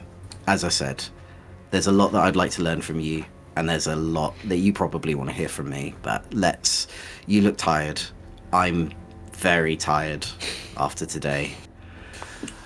I apologize for my previous disposition. He grimaces. I'm gonna head to my room. Do wait for me here tomorrow morning, and we'll convene then. And as he sort of makes his way to go off, he trips on Explorer, not realizing that Explorer has also followed you there. And he's just like, did an Explorer bot, did it follow you? Yeah, we can't get rid of him. It seems to have taken a shine to us, yes. We'll go see Lainey tomorrow. Is he a spy? No. He's an Explorer bot. It's the heretic. Lainey will be able to get information from... Lainey's able to get information from Explorer bots. She knows that they sort of, I don't know, recollect things that they've seen. Maybe that sounds like a spy to me. Yes, he goes around collecting information and reports back. It's not a spy. Kelvin just kind of goes like, yeah, I guess. But it's not, you have to understand, it's not on us. It's about, the creatures that live out in the forests, the things that we have no control over. Us. Maybe, but maybe we can find out where you came in, and then maybe we can find that way back to elsewhere. If you're saying is true. Okay. I'll see the 5 of you tomorrow. Kelvin, by the way. Thank you, Kelvin. Until tomorrow. Until tomorrow. He looks again at you, Pally, and you get the sort of feeling that he knows the robes that you're wearing fairly well, and he shakes his head and he goes back into the where obviously the rooms are kept. And as he sort of maneuvers around BB, she's just like, your rooms are ready when you've had something to eat. So I do hope they're I do hope they're up to. We don't, as I said, we don't get any visitors. It's very exciting. And she toddles off again. Bless. Rollo comes back and he serves you up some bowls of the stew that he's made, but they're quite elegant actually. They're full of just sort of like it's kind of almost like they're in bowls, but they've got like these big leafy greens that sort of go around the edge of the bowls, and then this sort of stew of just like very plump meat and colourful vegetables. So like the purple sort of like sweet potatoes that you get, like the Japanese sweet potatoes, it's like bits of that like that, and some of them don't look like they've actually been carved into flowers. Like these vegetables actually grow like flowers and then are cut sort of sideways like that. So it's very beautifully, like much more elegantly sort of like placed than any other tavern you've been into. And so you now, and Rollo's sort of just like, I'm gonna be cleaning up. So if you need anything, you let me know. And he sort of goes off, and he's just kind of keeping an eye on the five of you. And you have a moment to just have like a conversation between the five of you. That's what we'll do. We'll just look at each other. What a day! I mean, if the five of you are feeling like that's it, I think we're done. You can eat your soups and your stews, and we can sort of get you to your rooms Just for the evening. Hold it up for Brother Talon's. How's the select pieces of meat? Yeah, and he's a discerning boy. Them to his beak. Yeah. The stew is excellent. It's warming and it's hearty. And despite the different types of things that you've tasted and experienced while you've been here in Sanctuary, like it almost tastes more like a usual meal that you would find in a tavern, but it's kind of dialed up a little bit more with like different little sprinklings of flavors that you've not quite tasted, but it's good and it fills you up and it's definitely needed. As we walked in, did we notice any livestock? Have we seen animals? No. You haven't noticed any livestock. The only sort of... So what are we eating? It's people. I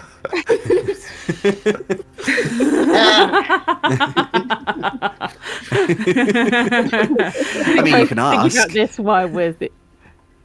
You We can want to know.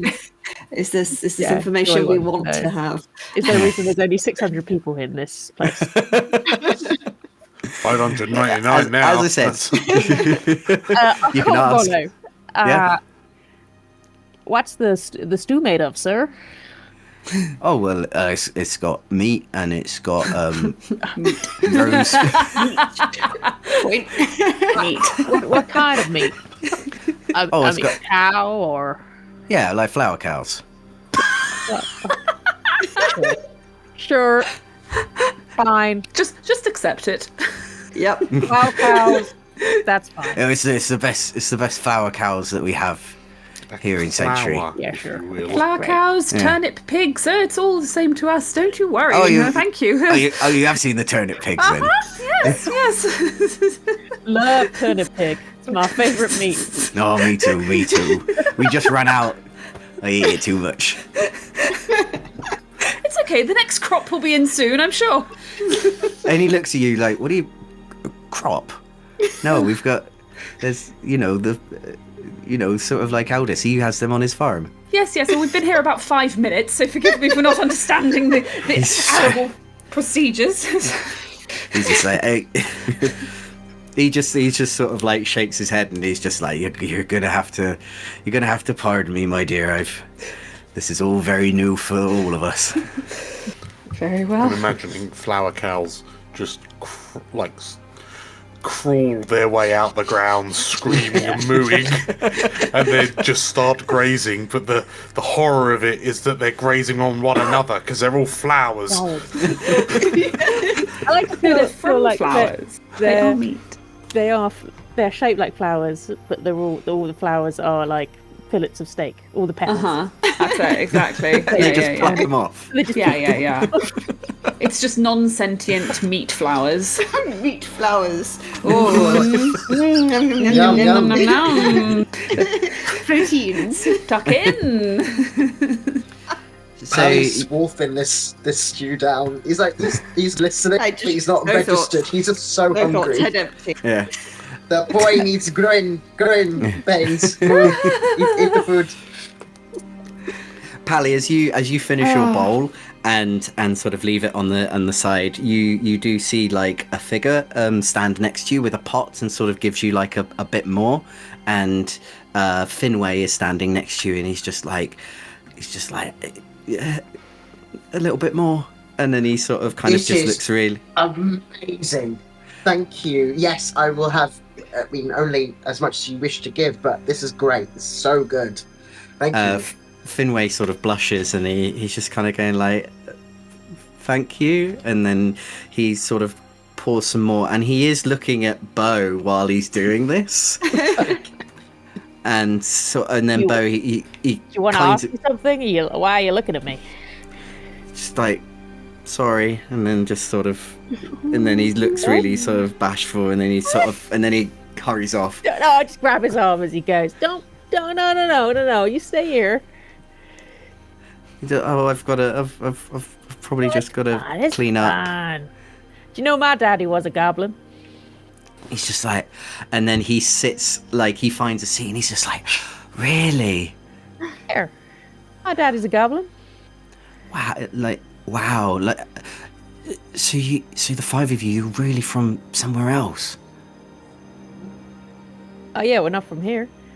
Well, I guess that, but, I mean, like, really? Really.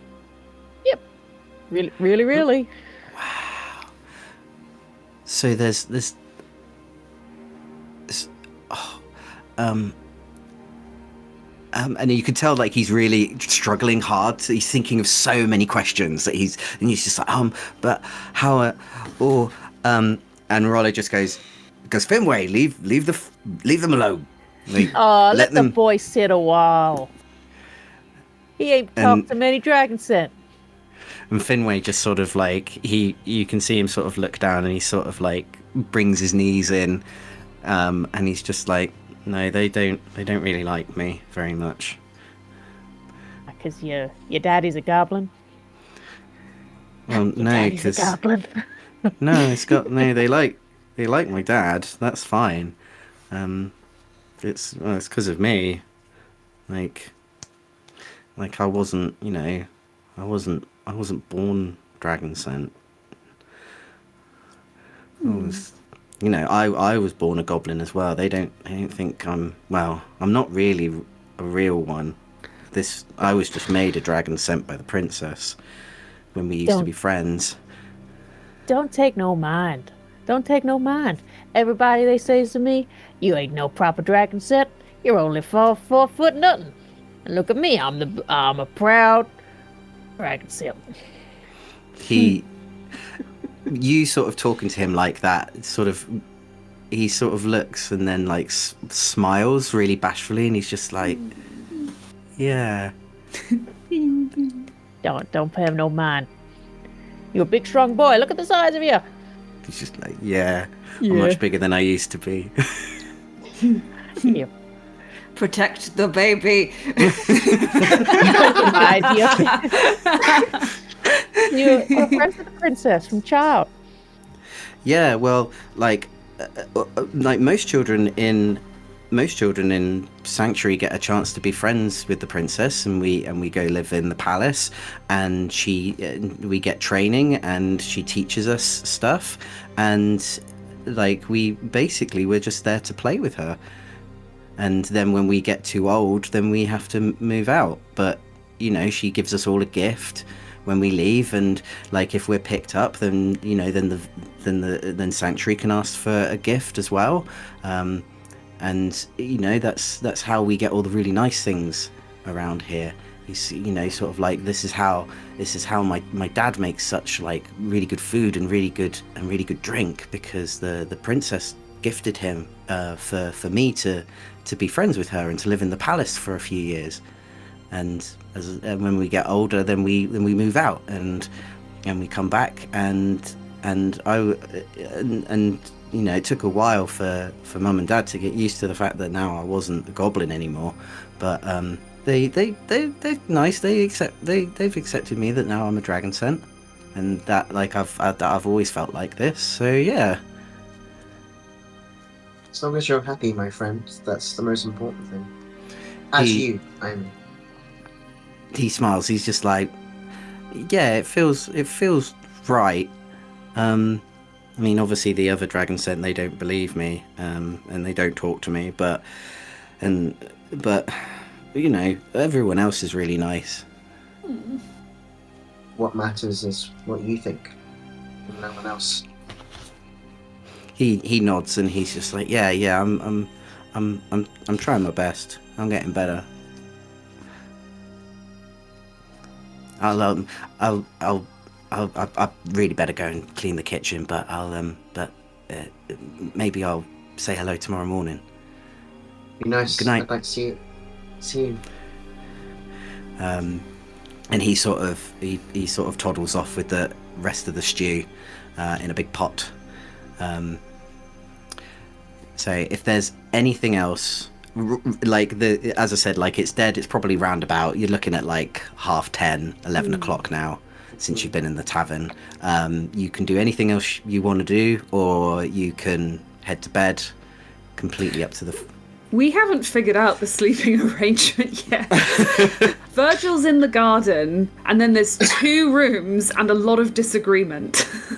Like, if anyone wants to come join Virgil in the garden. Yeah, I mean, Lucretia's happy to be like in solitary splendor in a room of her own. If you guys cannot figure this out. We can figure it out. Upstairs. Okay, well, what's the arrangement then? Yeah, I guess it's whoever we lump with Bo. Mm-hmm. Is it twin rooms? We got 2 beds in a room. We'll work this out when we see what the rooms look like. Yeah, that's it. That's the important bit. Yeah. Who's going to go check out a room? Who's going to go check out the situation? I'll check out.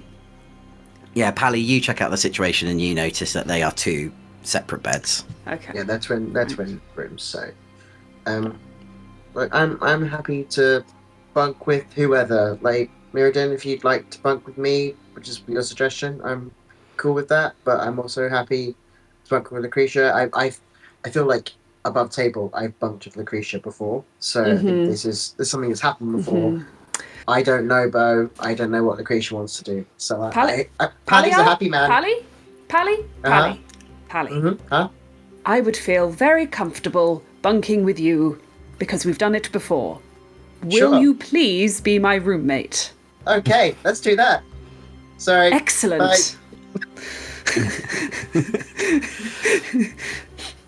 We need to talk about assertiveness, Pally. Okay, sure. We can do that. Bless him. So, That means Pally I and have to Lucretia. wrestle with Murden. Yeah. Pally and Lucretia, you head into this bedroom that Pally has checked out. Bo and Murden, you go into the other room. It's the honeymoon suite. Yeah, it's like a king size bed. There's petals all over. There's like a little bottle of nice whiskey ready with some 2 flutes. No, it's a double. It's a twin Phoebe's bed. got really into this. She's so stoked to have guests. She really wants someone to have a honeymoon there. So yeah, they're basic average sort of rooms in there. They've got all your amenities that you're going to need. And so yes, if there is anything that any of you would like to do before heading to sleep. Mirrodin's, based on everything that we've heard tonight, Mirrodin's gonna after we finished eating, we've scoped out the sleeping arrangements. Mirrodin's gonna head back downstairs, grab what's left of that purple scotch-like stuff, and then like head out of the tavern and just find somewhere to sit, like looking at the surroundings, potentially near Virgil, if Virgil looks like he's botherable. He's always botherable. In Like which a little case, leaf bed. Yeah. In that case, you've Liam making his little. Mirden, you've noticed that Virgil has sort of headed out, sort of round the back and into this sort of like this gated garden. It's got lots of little vegetable patches and things like that. Obviously, they're growing their own stuff here, but also wonderful, beautiful flower beds. Some benches, a little bird feeder, so a little sort of bird bath, and you can also see that BB has put down like a bedroll and some blankets, and Virgil is just completely ignoring them and making his own little pile of leaves in another space. So happy in his little pile of leaves. And he's not being. I like to think that Virgil's not being rude. He just kind of thinks like, "Oh, that's there. That's not for me." Yeah. And then That's nice. From the talons, Have there you multiple go. people sleeping in the garden. In my head, I imagine Virgil's got what is effectively a travel cup. Yes, he's carved it himself. Okay. In which case, I'll sort of like offer the top of the bottle to fill up your cup, and then I'll take a perch on a nearby like decorative garden rock. What are your thoughts? Well, we've certainly ended up somewhere rather strange. That is a word for it. But I've always believed that wherever we are, the dragons go with us. And as long as they're here with us, well, what harm can it do? Like Maiden squints slightly. The thing is, I don't think that's entirely the case. This place, and looking around, so this tavern's sort of like in the town, right? Like, so all around me we can see other like dotted around houses, windows, open, curtains drawn, I'm expecting. Yeah. This place, it looks good. It looks like it's supposed to. But there's something not right. That poor excuse for the sheriff said it himself. Did you notice that it seems the Wolfkin boys' connection to Renangar isn't what it was back when we were in the woods of Falstrom? I can barely hear Artiosa. They don't know what world spirits are. But you can hear her. Yes, but it sounds like she's far away. And that's never been the case before. Well, it seems we really require a talk with the princess and clear everything up. Perhaps. Who would have thought that you could miss Falstrom, I say, as I slowly get up and I leave the bottle with you. Well, it's always nice to be traveling with friends.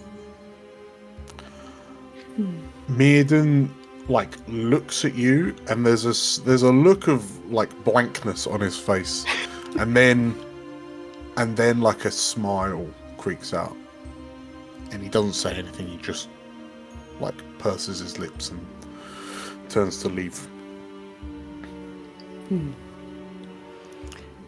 Any other conversations? I think Lucretia is sort of with Pally in the room, and she says, Pally, there's something I need to go and deal with, but why don't you get to know Bo a little bit before we all go to bed? I feel as if somebody needs to be keeping an eye on him. Do you know what I mean? Sure. I mean, you're a good judge okay. of character, Pally. I need your read on this. Is that all right? Can I trust you? I can try. I haven't used to about assertiveness. I'll try. I will do my best. I can. Bo's a reasonable guy. I messed up earlier. I should have called him an explorer. I'm going to go and apologise for that. And very good idea. Yes. Yeah. Get on his better side. And she makes to leave the room. Her intention is to talk to Virgil. So if you want to do a conversation between Pally and Bo first as a sort of palate cleanser, then that's absolutely fine with me. Yeah, I guess. I'm going to assume Bo is in the room, so I'll give like a little knock. Oh, I can hear you for a second. Dog the door. Okay. Yeah, Bo. Come in. Hey, I'm really sorry. I feel like we may have got off on the wrong foot for this whole thing, and it's been a bit mad. And I just wanted to say sorry about earlier as well. I'm still quite new to exploring, and I feel like I'm pretty competent, but I'm also still learning. So I just wanted to say sorry, and it'll be great to get to know you a bit better if you have time. And you'll gauge, see if that's something that Bo would like. I think sort of as you step in the room, Bo is lying on his bed. He's still got his hat on. Mm-hmm. He's still got his guns on. Mm-hmm. And just a pair of boxer shorts, but he's still wearing his cowboy hat and he's still wearing his gun. Fair. And he's just, he gets up.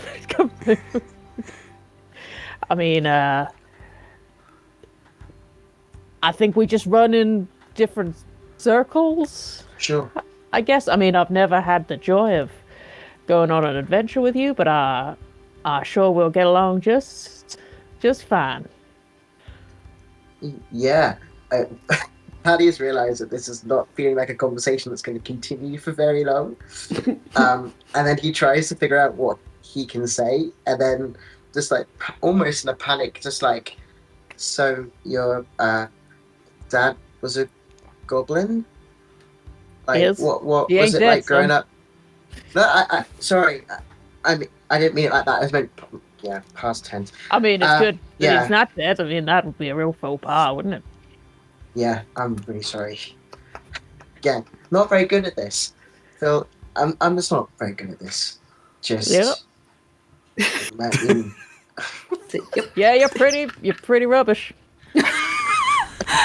Any tips on how to be better at this would be great. You seem to be quite good at charming Lucretia in a way, I guess. I don't know. She chose to bunk with you, so you've obviously got something on her. But I heard she likes strapping young men. I've seen that. She's got another wolfkin running around her tower. I hear about it. You know about that? Yeah. She's got a nice young man. He's got a type. Sorry, this moment was we've met. We've met. He's quite I wouldn't get actually. involved because he looks like he could beat the living daylights out of you. I know. I just so we're clear. No offense. I know you're I'm strapping just young lad. friends with Lucretia. I'm not aiming to steal Lucretia or anything. We're just friends. When in Sanctuary stays in Sanctuary, I wouldn't say nothing, but I'm just saying, if you caught wind, you'd be a dead man. Is going redder and redder and redder as this conversation continues. He's not doing a great job. Do you like your dad? I'm going to change the subject. Do you like your dad? Do you get on with him? That's a weird question. Do you like your dad? Oh, I never really got to know him and he's dead, so no, not really. See? You got to assume things.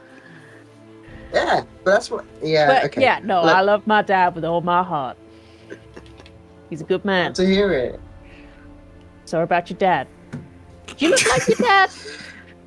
I feel like I've met someone that might have been like your dad. Could have been your dad. It's in the war.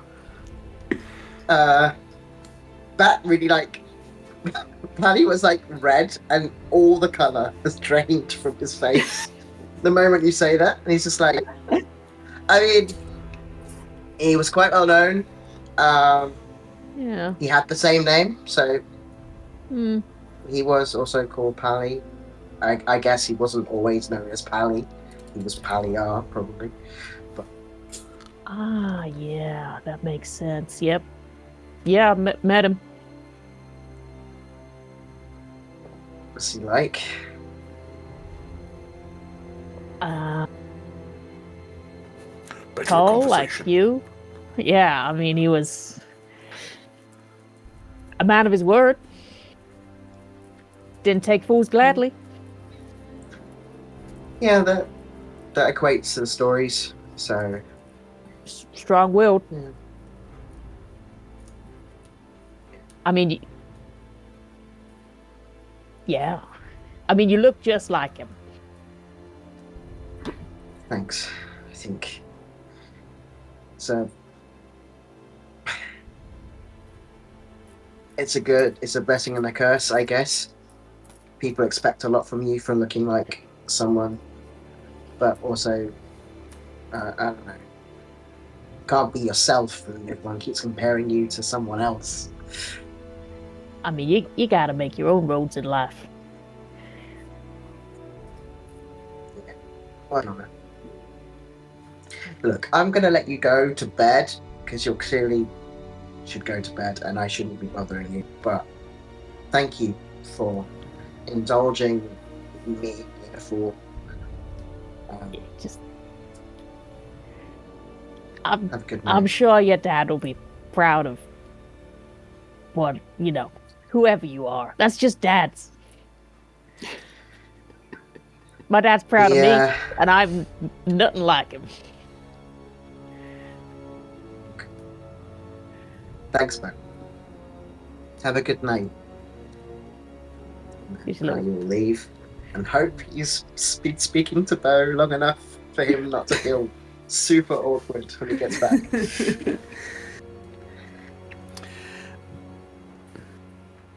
So, Lucretia, while you had hurried Palia to go and have a chat with Bo, you have found yourselves sort of wandering downstairs and finding yourself out into the little garden as well. Mirden is gone, and Virgil has... I'm guessing Virgil is sort of just like... Is he sitting up? Is he lying down? Is he falling asleep? What's Virgil doing? I think he's made his man nest.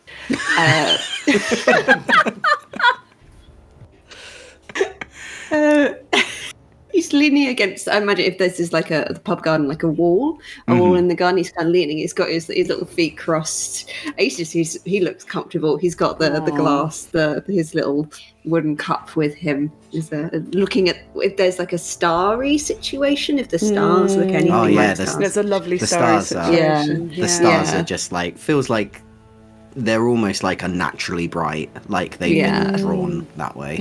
Yeah, I imagine like you could almost see like the little edges that someone's like crayoned in. Yeah, so he's looking at the stars. Before Lucretia starts talking, I just wanted to check with Theo. That conversation that Pally just had with Bo, is the information he gave Bo already known to Lucretia? Yeah, it would be. Yeah, fine. That's fine. Great. So yeah, Lucretia is going to approach and sit sort of next, not right up against, but sort of close to Virgil, and also leaning against the wall. Get in the And nest. Just She's not in the nest. Next to the nest, and also looking up at the stars. And she says, "Quite a day, isn't it?" Yes, rather. Would you like some? And he holds up the bottle that he's been left. Thank you. Do you have anything to drink out Oh, of? Or I have a cup. is it- If you'd like to share my cup, I really should have, carved oh. some more. But Oh, I'll take the bottle. And she just takes the bottle from me, takes a swig and gives it back. Oh, my goodness. Quite an unlikely troop, aren't we? oh yes, I think it's always nice to make friends. I don't often get to meet new people out and about. Well, yes, and 4 of us, and all the way from Avamore to Falstrom. None of us have ever met you in our lives. Which is why it confuses me, Virgil, that every time I see you look at Pally, something different goes through your eyes, almost like a confusion or a familiarity. And I'm very fond of the boy, and I look out for him, I protect him. So, I don't mean to be rude or accusatory, but I just need to know, what is going on? What do you see in him? You can tell this is sort of slightly shocked, Virgil. I think he thought he was being quite sneaky and not going on face journeys, which he absolutely was. Well, it's his the past coming back to haunt me, as it were. I've been on my own for a number of years, and when you see a face that looks like a face that you recognise, well, it's a little. Quite odd. He looks like someone you know. Yes, rather a lot, actually. Yes? Someone I knew in my youth when I was also a youth, and he was also a youth, as it were. Yes. Someone who looks a lot like our young Pally. Right up to the name. So you can imagine it was quite a shock for me. I haven't quite known how to address the young man, obviously. I fear I possibly might have known a relative. Pally was... well, Palliar was Pally's father. Yes, I'd assumed. How did you know him? We knew one another for a while when we were both rather young, and then we lost contact, as you do. I stayed in the monastery where I was raised, and he did not. It's been rather a while. Well, I feel as if Pally would probably appreciate to hear from someone who knew his father. Well, I think after everything we've been through these past few hours, this past day, it's not really come up. But as you say, you feel responsibility for the lad. I rather feel the same. I think right now, as we're very far from home, these are the times to think about the ones we've loved. And the ones who make us feel anchored in ourselves. Don't you? Yes. Yes. I shall speak to him, I'm sure, in our own time. But Very good. Please do not think that I feel any ill will. Absolutely. Excellent. And Lucretia sort of dusts herself off as she gets up and says, a very good night to you, and to you, Brother Talons. And she makes her way back inside.